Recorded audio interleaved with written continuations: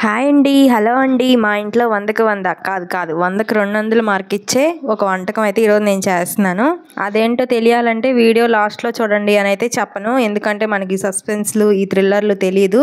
ఇంతకీ ఏం చేస్తున్నానో చెప్పనా, చికెన్ పాప్కార్న్. మరి చూసేద్దరు రండి. ముందుగా ఇలా మిక్సీలో 1/2 టీ స్పూన్ ధనియాలు, మిరియాలు 2 కలిపి మిక్సీ పట్టేసేయాలి. పొడిలాగా బాగా పొడి చేసుకోవాలి, అప్పుడే చికెన్కి బాగా పడుతుంది.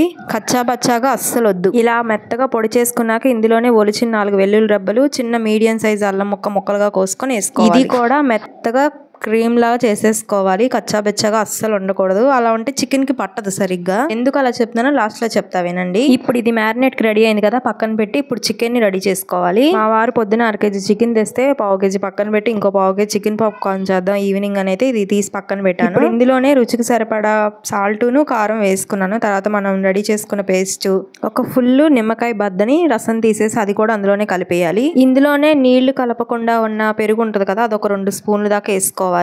ఇంతవరకు అయితే ఇంకేం వేయవసరం ఇందులో. ఇంకేముంది, కలిపేసిన తర్వాత మాక్సిమం 1 గంట సేపు మూత ఇలా పెట్టేసి ఉంచేయాలి.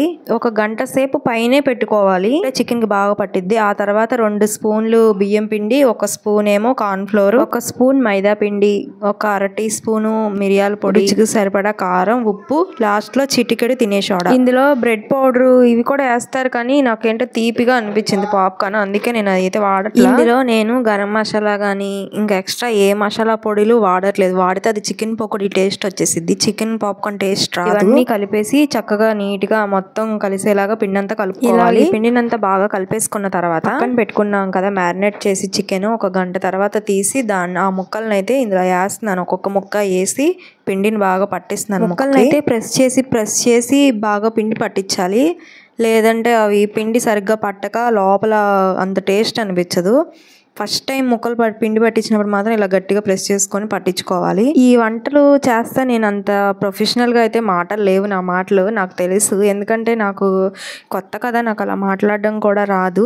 ఏమనుకోకండి ముక్కలు కక్కలు అలా అంటున్నా అని. ప్రొఫెషనల్ వాళ్ళు అంటే చాలా నైస్గా చెప్తారు, నాకు అలా చెప్పడం రాదు. న్యాచురల్గా పక్కన ఎవరికైనా వంట నేర్పిస్తే అలా చెప్తాం, అలాగే చెప్తున్నాను. ఇకపోతే ఈ చికెన్ పాప్కార్న్ కూడా నేను యూట్యూబ్లో చూసి నేర్చుకున్నాను. ఒకళ్ళ వీడియో కాదు, దగ్గర ఒక 10-15 వీడియోలు చూసే నేర్చుకొని ఒక 6-7 సార్లు వండి బాగా కుదిరాక ఇప్పుడు 7వ సారి వండుతున్నాను.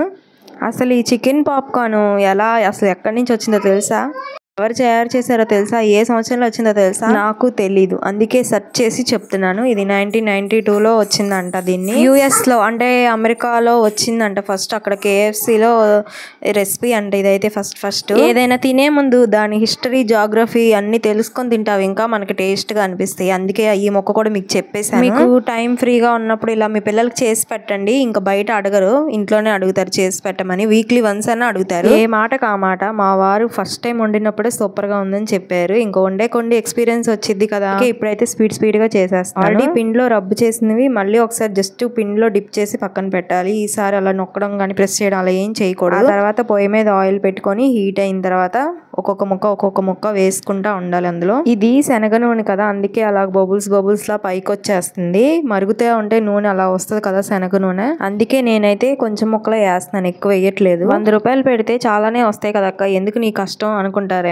దీనికి కూడా ఒక స్టోరీ ఉంది, చెప్తాయనండి. ఒకసారి ఇలాగ చికెన్ పాప్కార్న్ తెచ్చుకుంటే అందులో బాగా ఎర్రగా రోస్ట్ అయిపోయిన గండుచం కనిపించింది. ఇంకా అప్పుడు చూడాలి నా పరిస్థితి. అంటే ఇది అన్ని చోట్ల జరిగిద్దని కాదు, నా అదృష్టమో వాళ్ళ దురదృష్టమో తెలియదు, కానీ నేను ఆ రోజు తిన్న చోట అయితే అలాగే వచ్చింది. ఇంకా అప్పుడు ఫిక్స్ అయ్యా, చికెన్ పాప్కార్న్ మాత్రం బయట తినకూడదు, ఇంట్లోనే చేసుకొని తినాలని. బయట ఏమన్నా తిన్నప్పుడు మన కళ్ళ ముందు కనిపించకపోతే ఓకే, కనిపించింది అనుకో ఇంకెలా తింటాం, దాని మీద మనసు ఇరిగిపోయింది కదా. నాకైతే ఆ రోజు అలాగే అనిపించింది. ఇంకా అప్పటి నుంచి అయితే ఎప్పుడు చికెన్ పాప్కార్న్ తినాలనిపించినా కనీసం ఒక 1/2 కేజీ తెప్పించి ఖచ్చితంగా అయితే చేస్తాను. వీడియోలో చూసారు కదా భలే క్రిస్పీగా వచ్చాయి. ఫైనల్ గా అయితే ఇదిగోని చూడండి, నూనె ముద్దు పెట్టింది. మ్యారేజ్ అయ్యి 7 years అవుతుంది. ఎప్పుడు నువ్వు ఆయిల్ తో వంటలు చేసినా ఒక్క డ్రాప్ అయినా పడాల్సిందే.